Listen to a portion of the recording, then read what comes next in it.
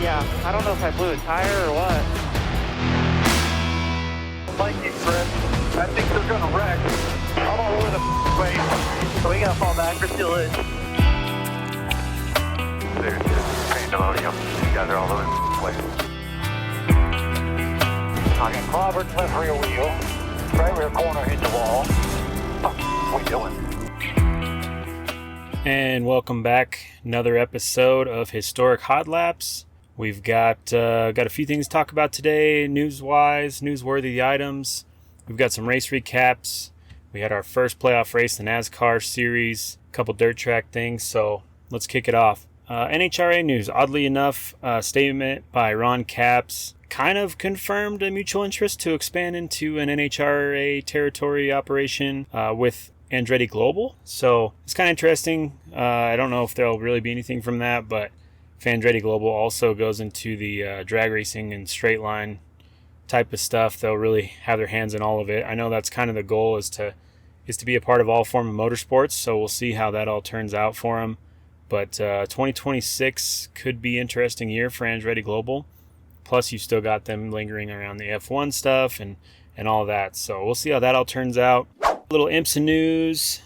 We've got BMW M Team has announced it will partner with Rahal Letterman Lanigan Racing again, RLL Racing, out of the INDYCAR paddock for 2 GTP entries in 2025.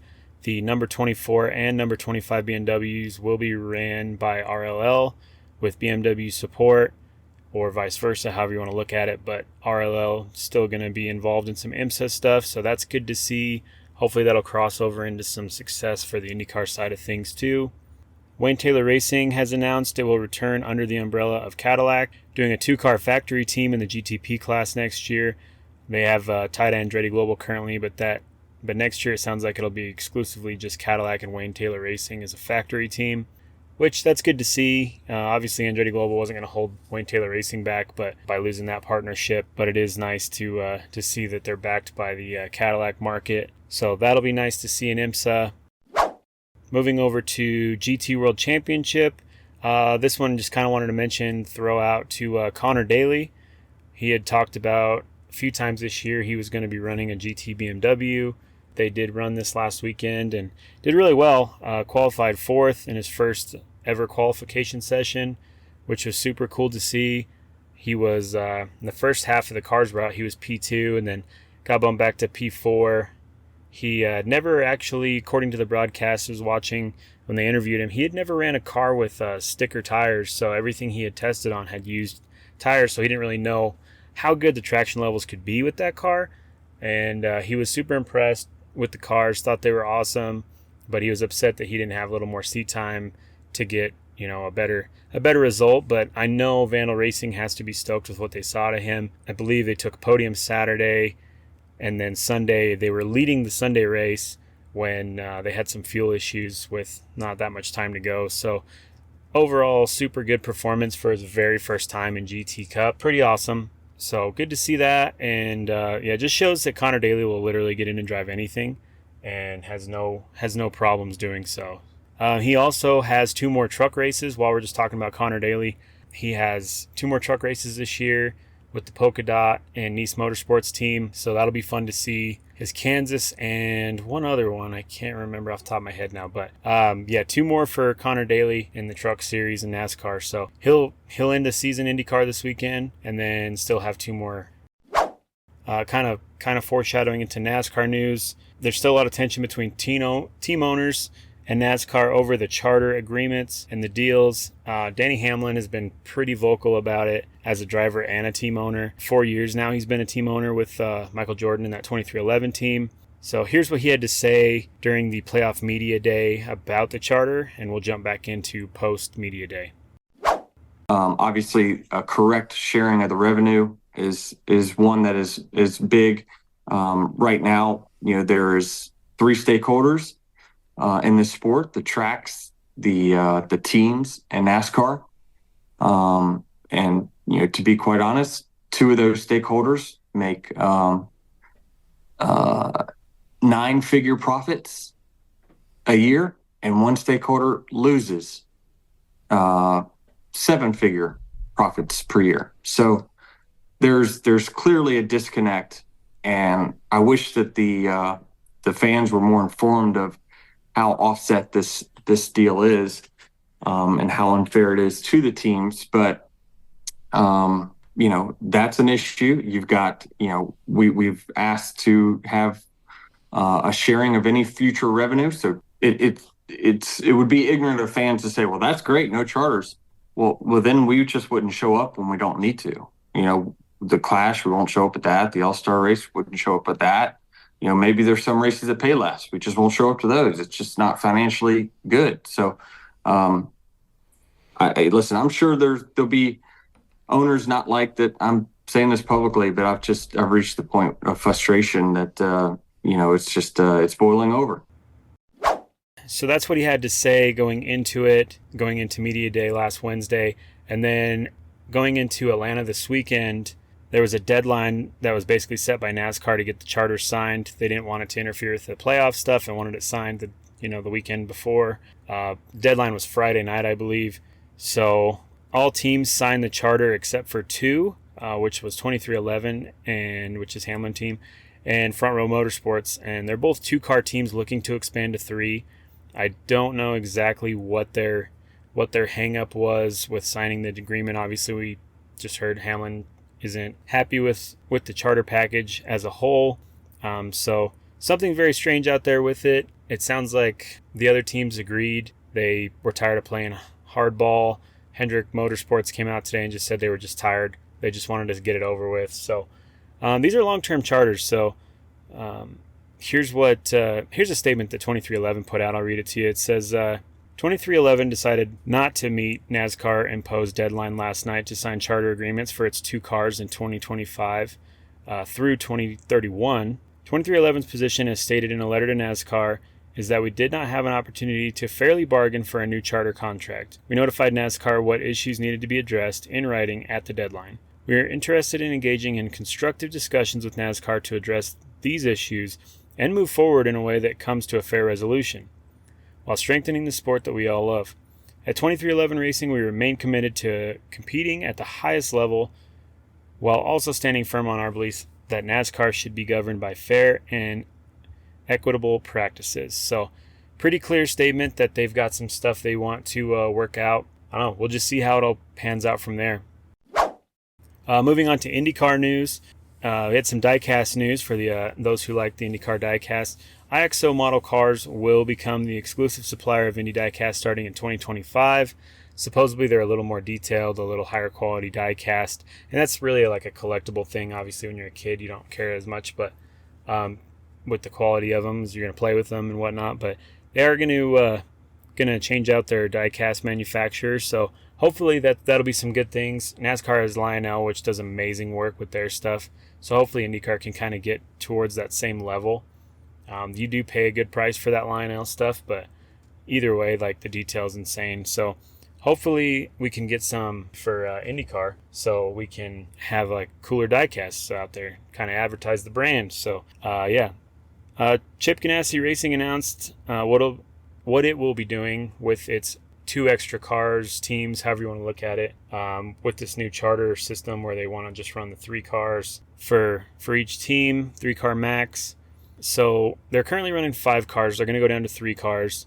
It's not fully expected what we thought was going to happen with it, but it is kind of cool. They're going to field the full entries of the 3 cars, and they'll stay with their leader circle and all that stuff. And then they're going to run 2 additional cars in the NXT program, which will overlap a lot of that staff and shop space and whatnot they've currently got in place. So that'll be pretty awesome to see. Hopefully that works out well for them. That's going to bring a lot of new talent into that Chip Ganassi program moving forward. So we'll see how it all comes together from there.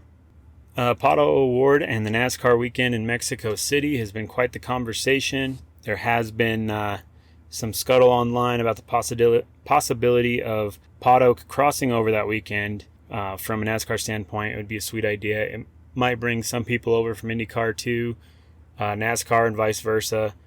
It's kind of a shame Pato's got to go that route to get to race in his home country when he's the most popular star, but that's more discussion and more than we need to put our time into tonight. But Cup Series race wouldn't be happening, but it would be an Xfinity seat possibility.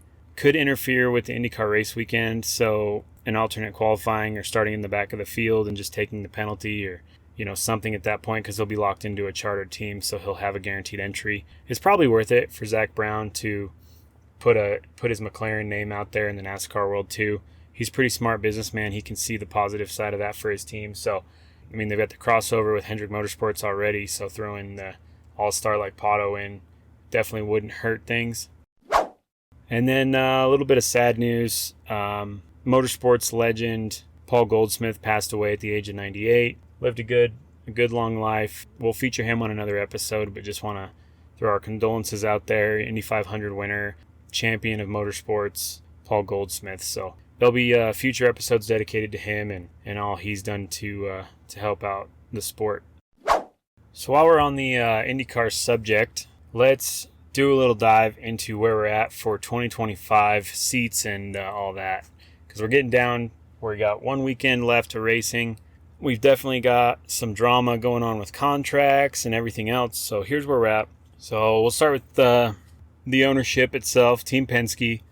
3 cars confirmed. Newgarden's confirmed through 2026. McLaughlin through next season, and Power through next season, both through 2025. I imagine McLaughlin will probably get an extension. Power's been talking of a retirement, but he's still obviously killing it. He's the closest to a championship for Team Penske right now. He's the only one really in the running. I mean, McLaughlin's there, but basically Palou just has to not show up if he's going to win. So looking at it from there, Penske's confirmed. Ganassi, 2 cars confirmed, and then 1 seat that's still a maybe.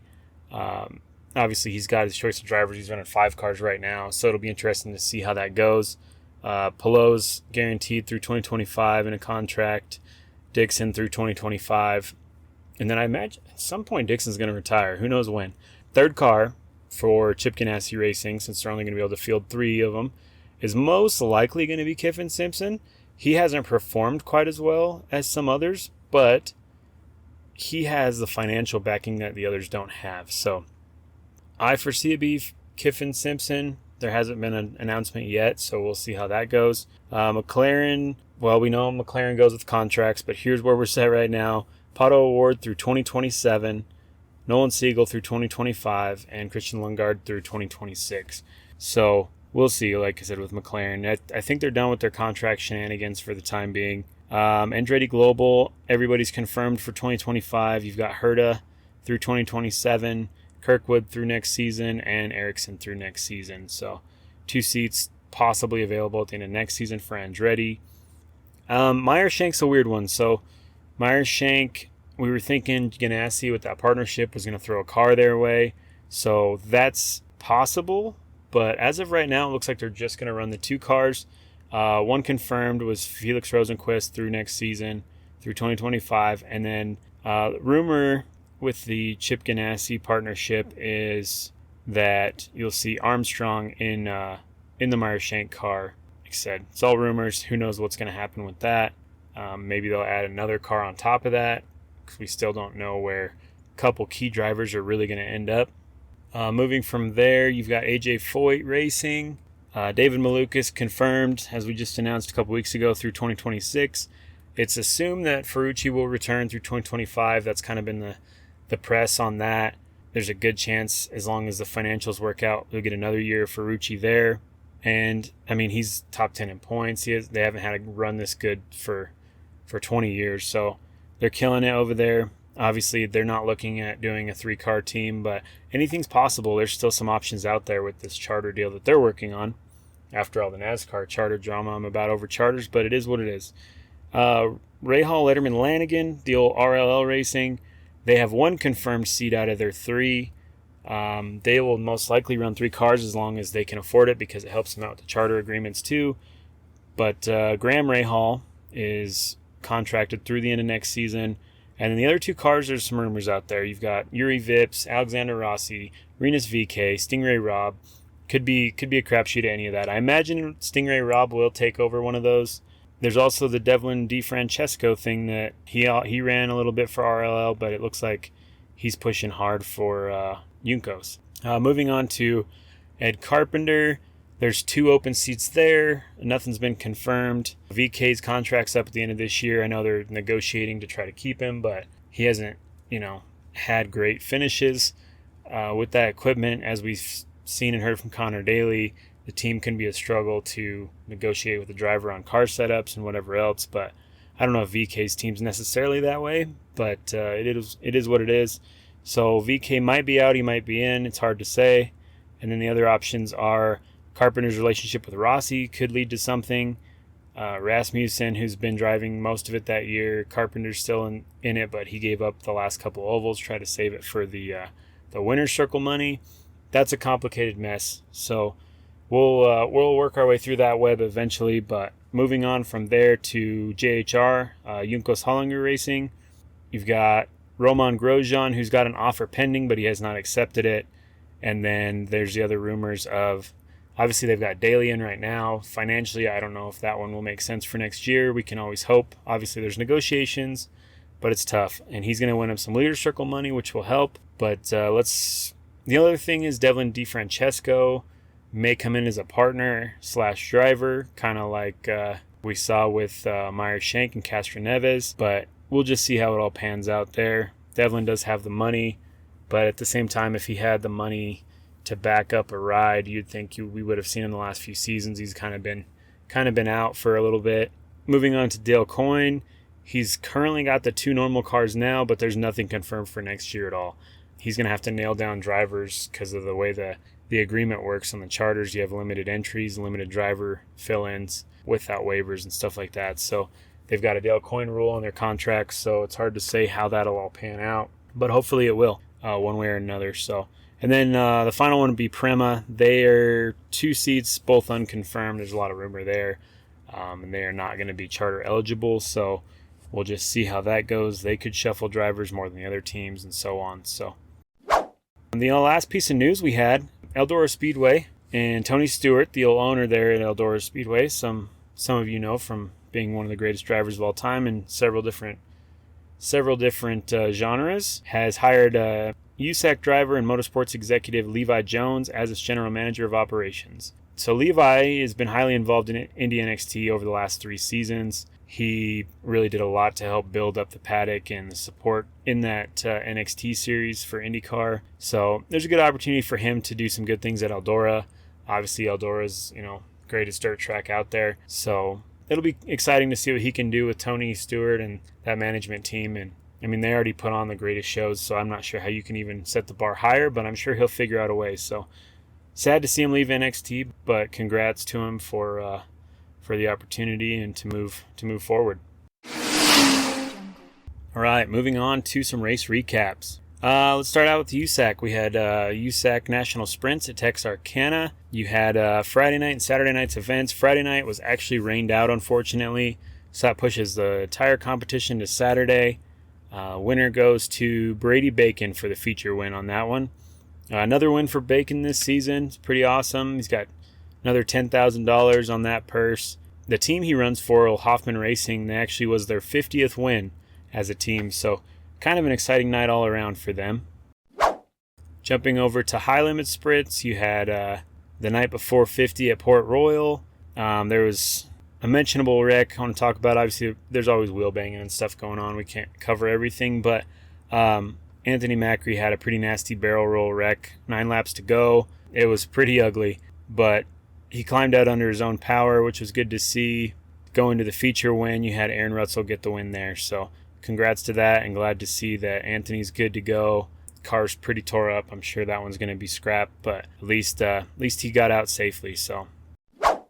And then we had the World 100 at Eldora, the greatest late model race on dirt. Manny Falcon was running a car that was designated for Scott Bloomquist before he passed. It was wrapped and everything for Scott ready to drive. So it was pretty memorable to see that out there. It was a very special setup for Scott to drive prior to his death. He wanted to have a good memorial for the World 100. Anyway, that's the biggest event of the year for them. So here's what Manny Falcon had to say about that.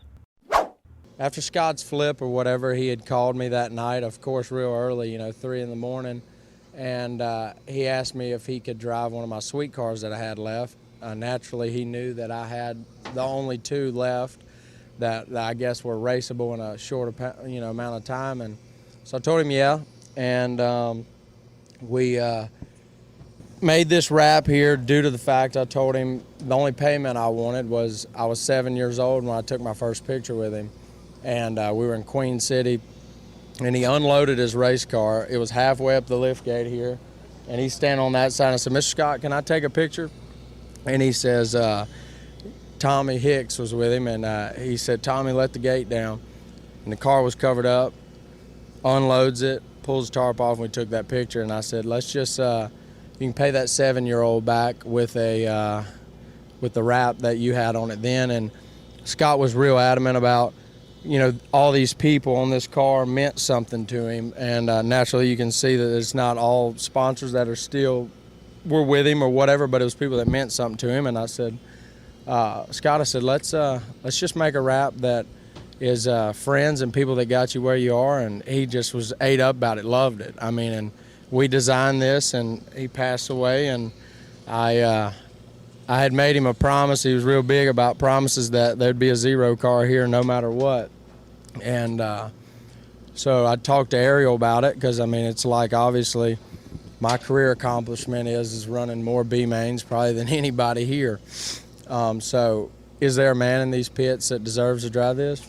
Hell no, not one. There isn't one, and we'll never be one. But Scott was more than a friend to me, and if I tell somebody something, as long as I'm pumping blood through my heart, that's what I'm going to do. And moving on, we had Friday night twin 25s before the 100. Hudson O'Neal dominated the night. He took the win on that one. And then the 54th Annual World 100 on Saturday. Super, super awesome action on that. The last few laps were pretty exciting to watch. There was a whole lot of slides going on. But ultimately, Bobby Pierce got the win, takes the title as the winner of the 54th World 100. Let's move over to World of Outlaws. Stockton on Friday night, Stockton Dirt Track in California. Lap 4 of the feature, there was a 4-car pileup on the infield. It was wild. I don't even know how it looked like they janged those cars in there. They were all wrapped up on top of each other. Go to the end of the night, and Buddy Kofoid ended up getting the win on that one.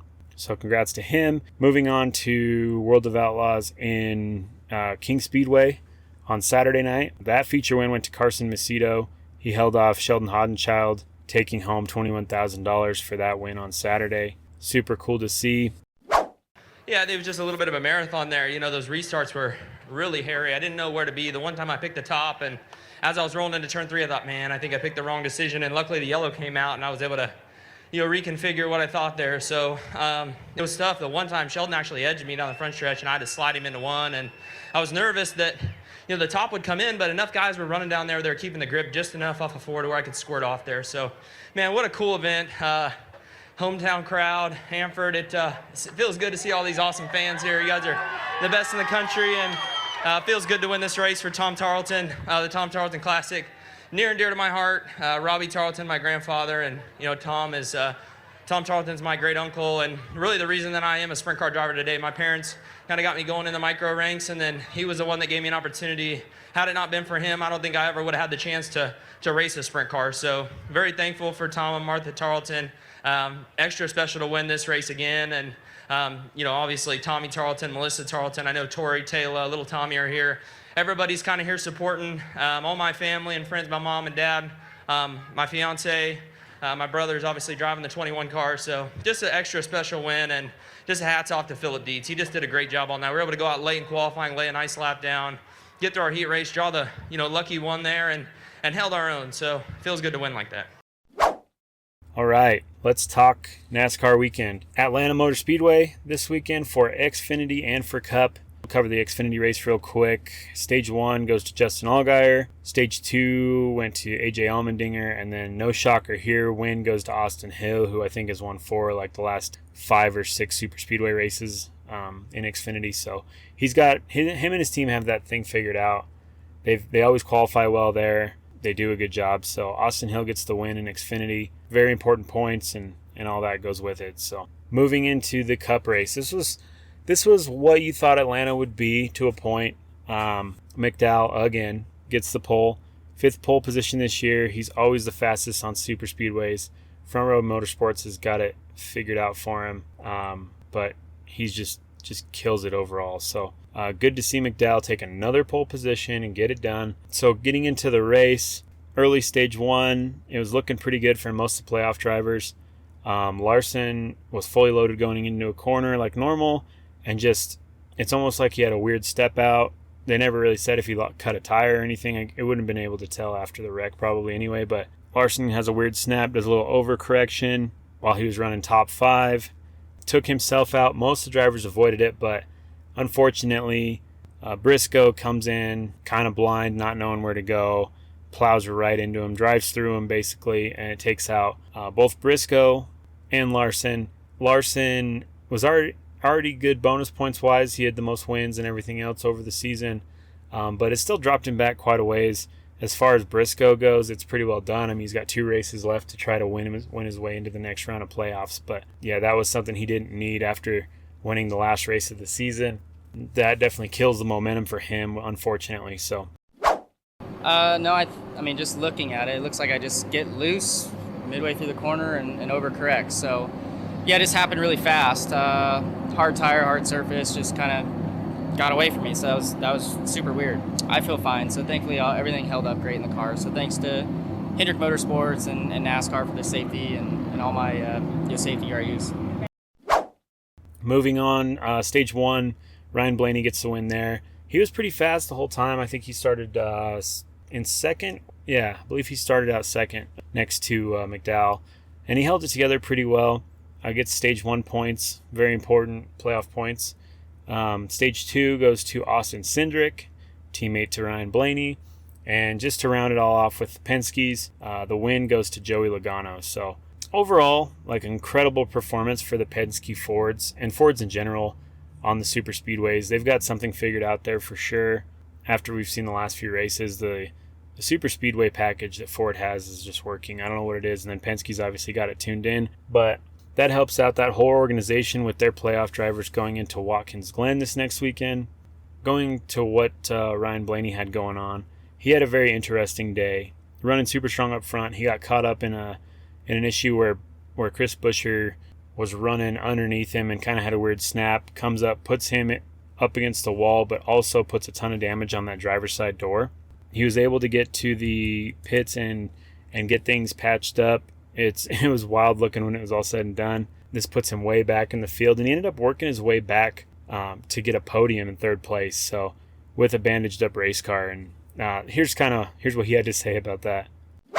Started off really good. First 2 stages had a scare when we kind of got caught up in that little wreck with the 17 there. I can't believe they fixed it as well as they did, honestly. I mean, I knew I got hit in the left side door really hard, and I knew I hit the outside wall at the right rear corner really hard. So luckily it kind of, and I can't believe it ended up kind of, once I got hit and I hit the wall, I was all of a sudden straight. I don't know how that happened, but luckily I didn't have any more damage, and like I said, they did a really good job fixing it, and then we were kind of able to just pick our way through. I could get through the middle pretty good, and I could kind of get to the top and just kind of pick good spots to creep forward. And had a shot to get behind Joey on the last restart and got kind of tandemed, and then I was able to get him a big push down the front, got him clear, and then end up 2nd or 3rd. So overall, really, really good day. Move on to the Glen. And just to wrap it up a little bit on this Cup race in Atlanta, Hamlin had a ton of trouble in qualifying. Just want to touch on it because he was kind of a front runner for the playoffs, and he had a ton of problems in qualifying. TRD had a lot of motor issues. They did some repairs and this and that, but he ends up starting dead last. And then he hung in the back a lot, thinking that we would see a big one that would kind of take out a lot of the competition in front of him, and then he would slide up and get himself at least, work his way into the top 10. He just kind of kept hanging back and low out of trouble, and never really did much throughout the day, which was an interesting way to do it. It was purely his strategy call. There's a lot of chatter on the radio back and forth about it. He takes the full blame there. Well, that last there was a little incident towards the end of the race, and he ended up getting taken out in that one. Harrison Burton got taken out in that one. A couple other guys just trying to mind his own all day long and get the positions he could. And as cars were banging each other up and recycling out the back, and he just never was able to make it happen. So pretty rough overall, unfortunately for him. But it's just one of those things. So we'll see. We got Watkins Glen coming up this weekend. We've also got the final IndyCar race of the season going in. You've got at Nashville, you've got Alex Palou and Will Power and Scott McLaughlin technically in the points battle, but it's going to come down to Palou not making oval mistakes to get a championship win, or will Power get another one and get his third of his career. So we'll just see how it all shakes out. Playoff racing, championship racing this weekend. It's going to be a good one. A lot of stuff going on. So just check all that stuff out and go from there. We'll recover it all next week. And let's do the history portion this week. This week we're going to talk about the Dallara Group, chassis manufacturers primarily for the IndyCar series and a whole bunch of other things over the years. Let's just kick it off though. Dallara Group is a large multinational Italian race car manufacturer founded by its current president, Giampaolo Dallara. After working for Ferrari, Maserati, Lamborghini, De Tomaso, all these other manufacturers, Dallara in 1972 in his village of Parma, Italy, created the Dallara Automobili. Dallara is the sole manufacturer of racing cars for the IndyCar Series, Indy NXT, FIA Formula 2, FIA Formula 3, and the Super Formula Championship. So they cover a lot of open wheel stuff. The company also produces cars for endurance races such as the 24 Hours of Le Mans, 24 Hours of Daytona, etc. Dallara has also been involved in development and production of both Formula E cars and Haas F1 team cars. So the early days of it, company was founded by Dallara in 1972, like we talked about, Parma, Italy. Parma is the closest town I can pronounce. Started building chassis for sports cars, hill climbing, smaller engine class type stuff. Designed his first Formula 3 car for Walter Wolf Racing in 1978. It took him about 6 years to get something that was recognized on track. Dallara also had a brief involvement in Formula 3000 during the mid-1980s. The history of it with Formula 3, the first F3 car under the Dallara name came in 1981. The cars became successful in Italy. Since 1985, Dallara drivers have taken the Italian Formula 3 championship every year except for 1990. The late 1980s and early 1990s also saw Dallara make a whole bunch of strides in the German and French markets, winning a German title in 1987 and a French title in 87 and 92. 93 was the first year Dallara was entered into the British Formula 3 championship, and that's when it really took off and became the dominant chassis for Formula 3. The new F393 chassis featured a whole bunch of aerodynamic changes compared to before and mono-dampener front suspension layouts. The F393 won every race in the Italian, French, and German championships that year, while the British series saw numerous different chassis manufacturers join it. Most of those were made by Renard and Ralt chassis, and a lot of those guys switched over to Dallara to remain competitive in the series because Dallara was taking everything. It was around 93 and 94 that the Japanese Formula 3 Championship started using Dallara chassis, and after that point, that was pretty well all the markets for Formula 3, and Dallara had the stronghold. Since about 1999, Dallara has won every major Formula 3 title, although there was a Recaro F3 Cup in 2006 that Lola won against the Dallaras, but overall, they've won pretty well everything using their chassis. Dallara has also won the Macau Grand Prix every year since 1993, so a lot of success there. For Formula 1, they had 1988, they became a constructor in the Formula 1 FIA regulated series after being hired by Scuderia Italia to build their chassis. They ran from 88 to 92, with their best result being 2 podiums, third place podium. During that stretch that they were with Scuderia, the Constructors' Championship were pretty rough for Formula 1. They got 8th in 1989, 15th in 1990, 8th again in 1991, 10th in 1992. They kind of bowed out of the Formula One side of things for a while there.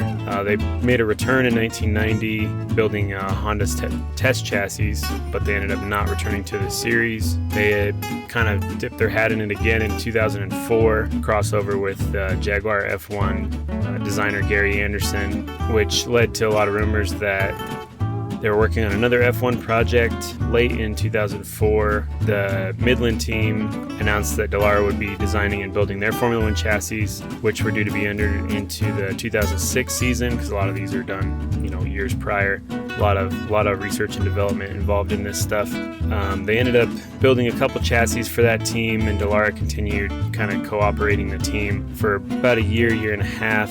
But the new spec Dallara chassis for F1 was never appeared. It never passed the rigorous testing. So many things changed from year to year with the chassis on those. It was a lot for them to take on.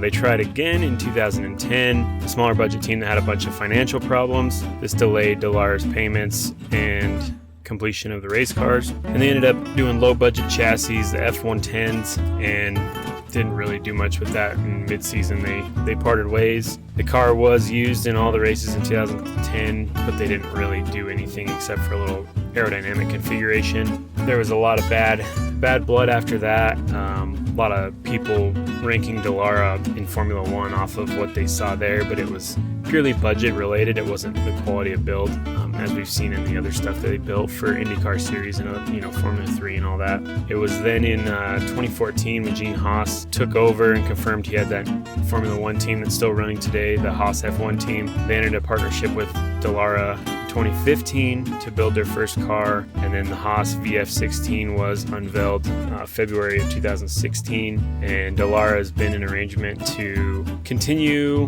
basically for about 10 years to run all the chassis for the Haas program, which has now fizzled out, I believe. There's nothing on the current season of what Haas has been using for their pure chassis form, but it was noted that Dallara bowed out in 2023, but that is something I was unable to confirm. So this is a company who is run by Gianpaolo Dallara. We produce all the suspension parts for the DW12 Dallara INDYCAR. Apart from suspension parts, there's actually plumbing parts we do for engine installations and various brackets and doodads that they require for the race teams. And all the components go through quality control, where they're actually crack checked and visually inspected and dimensionally inspected, so there's no slip-ups. Actually, on this car, and it's a material that Dallara uses and several other European racing companies use. It's a French aerospace material. It's similar to chrome moly from the United States, like 4130, but it's called 15 CDV6. And so it does take a special welding rod for that material. With this new car, you need to be sticking to the rule package where the parts are purchased from Dallara. It's a spec suspension, so there's no massive advantage that a big team can get. They need to have the same parts as the little guys, so it makes it more equal for everyone.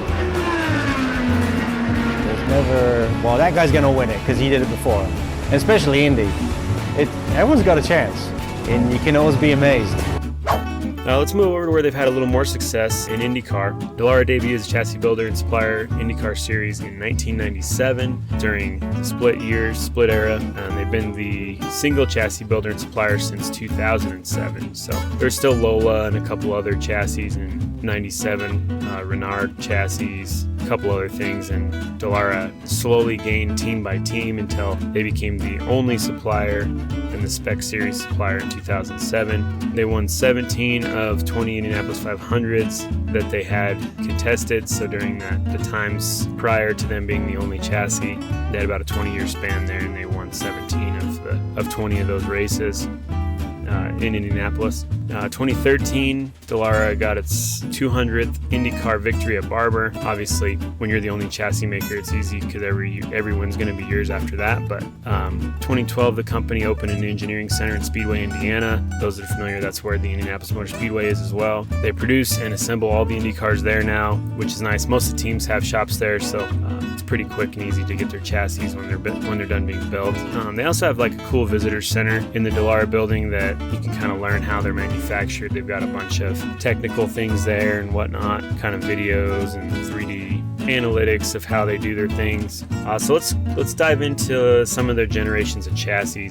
Their first generation of chassis, the IR7, was one of 3 original chassis constructed for the Indy Racing League. Debuted in 1997. I guess I should clarify, these chassis generations are purely just on IndyCar side. Back to where we were, the IR7 from 1997, first model year, they were a lot different than the popular G-Force chassis. The air intake inlet above the driver was more of an oval shape compared to round. I believe it was the Lolas were round, and then the G-Forces were like a triangle molded off the roll bar. The IR8 chassis came out in 98 and IR9 in 1999. Obviously you can see like the 8, the 9, but they were basically all IR7s with different aerodynamic upgrades. The overall chassis was still the same. Jim Guthrie was the first one to win a Dallara or an IndyCar race in a Dallara chassis, and that was at Phoenix in March of 97. Eddie Cheever won Dallara's first Indy 500 win in 98, and he was running the Automobili, I believe it was the Automobili V6 in an IR7 chassis, so pretty cool. Eddie Cheever's a legend of the sport, and so is Jim Guthrie, and we'll talk about those guys later down the road. But yeah, so 97 get their first win, 98 get their first Indy 500 win, pretty prestigious time, if you will.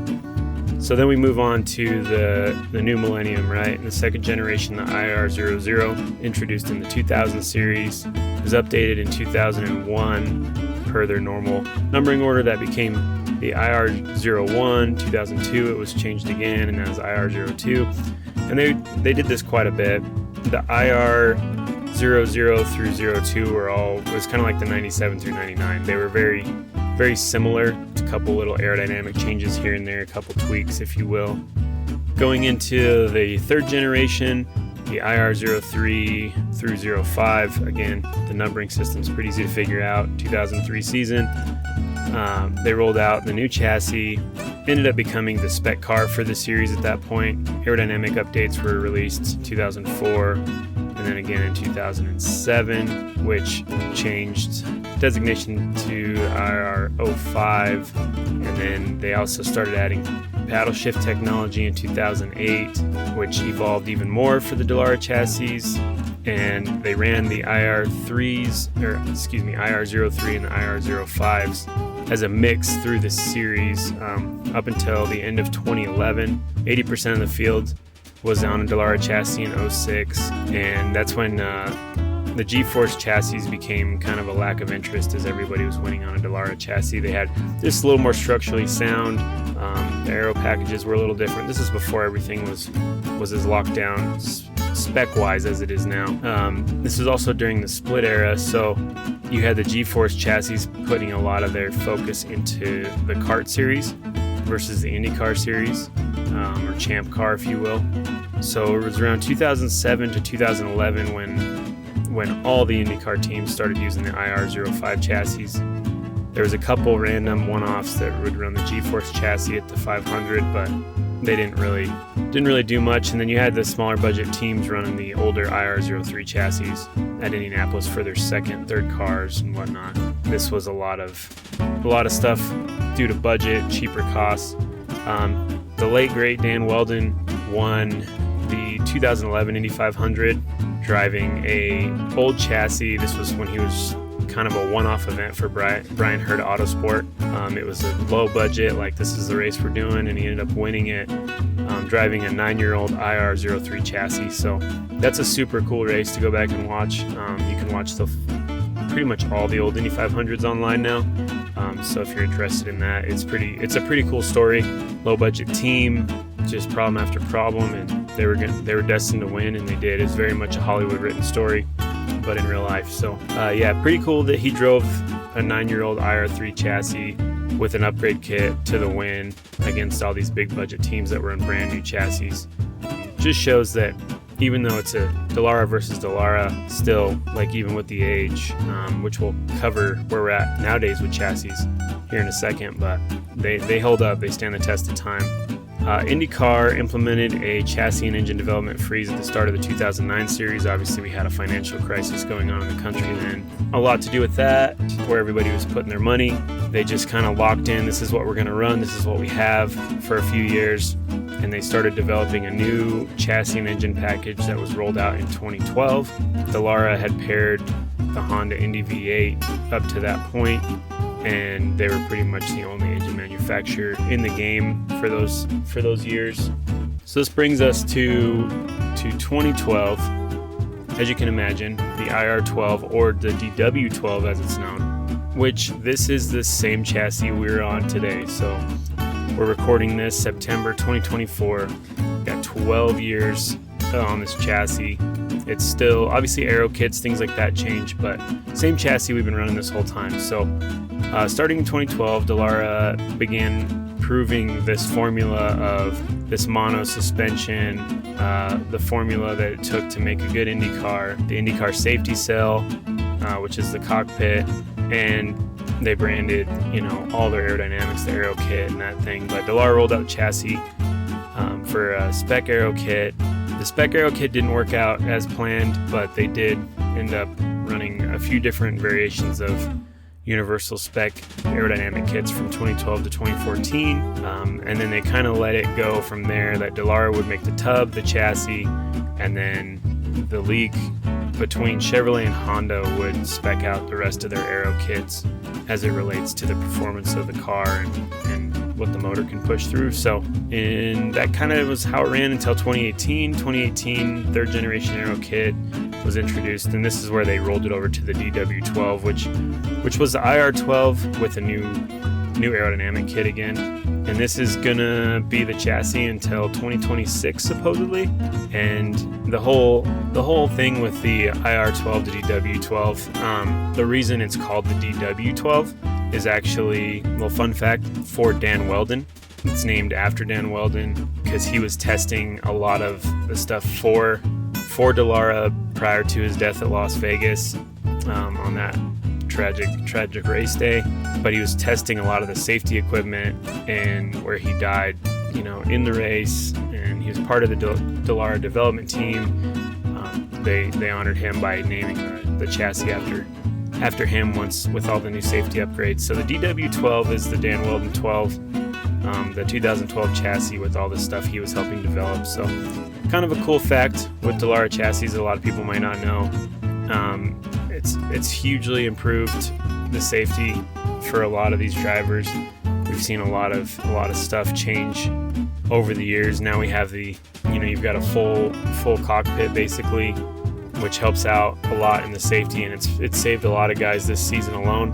So yeah, it's kind of one of those weird things, like Dan Weldon died in one of these chassis, but he was also off-site in between races and doing everything else. He was working on developing the safety of these chassis, and he ends up being the one that loses his life in one. So it's kind of a wild stat, but the DW12 does stand for the Dan Weldon 12. So that's a little fun fact and a good tribute to him and all he did there. The Dallara INDYCAR factory, like we said earlier, is located in Speedway, Indiana. I just wanted to read what they profile it as on their. This is off their website. This is what they say about the Dallara INDYCAR factory. So Dallara is a story of passion, talent, tenacity, and continuous enthusiasm.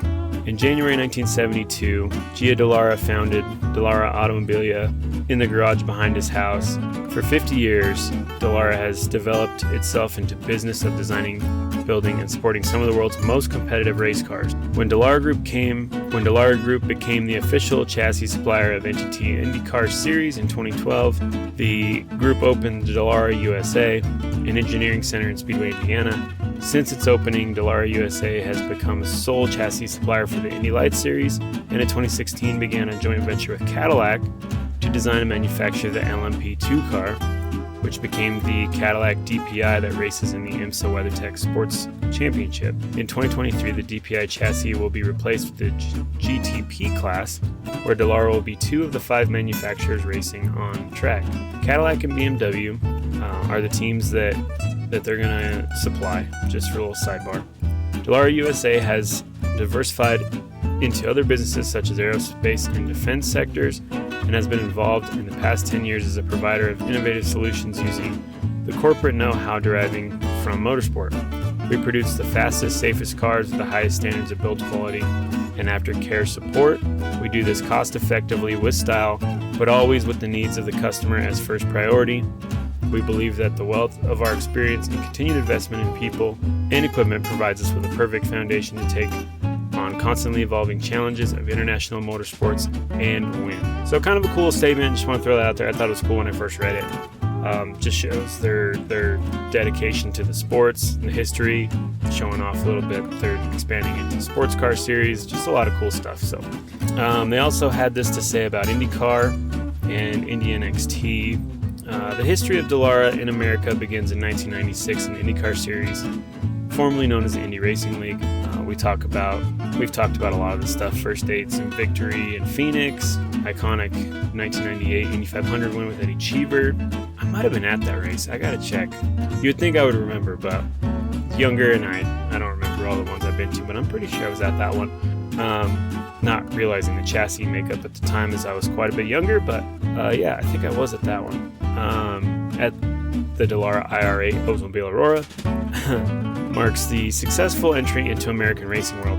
In 2012, Dallara became the official chassis supplier of the INDYCAR series.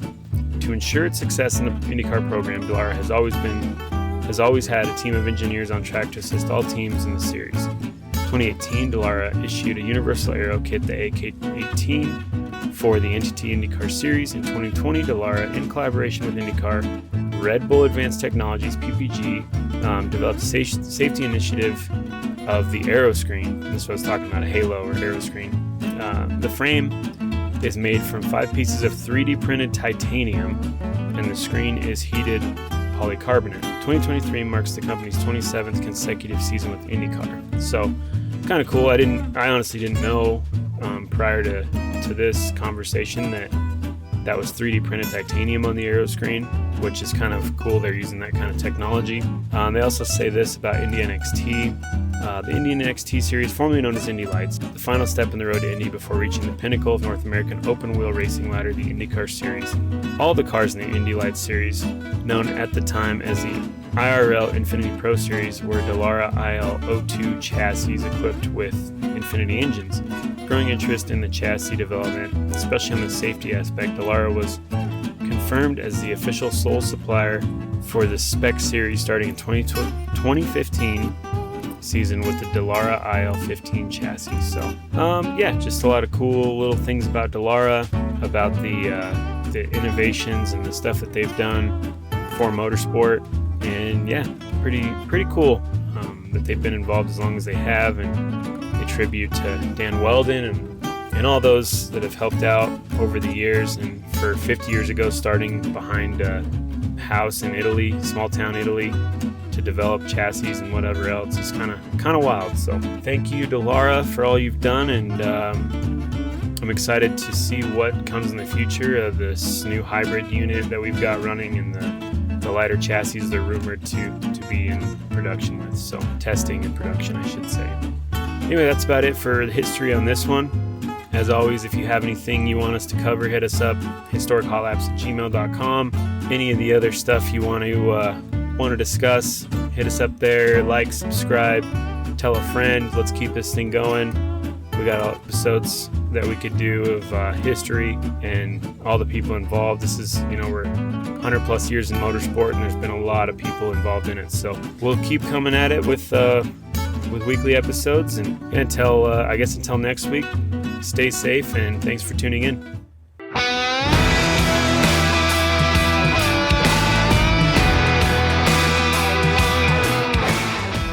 Thank you for sharing your time with us. If you enjoyed today's episode, make sure to subscribe and leave us a review wherever you listen to your podcasts. Don't forget to follow us at HistoricHotLaps on X and all your other social platforms for the latest updates and sneak peeks into upcoming episodes. You can reach out to us directly at HistoricHotLaps@gmail.com. Send us your feedback, questions, comments, opinions, and additional subject matter you'd like us to cover. Thanks for tuning in.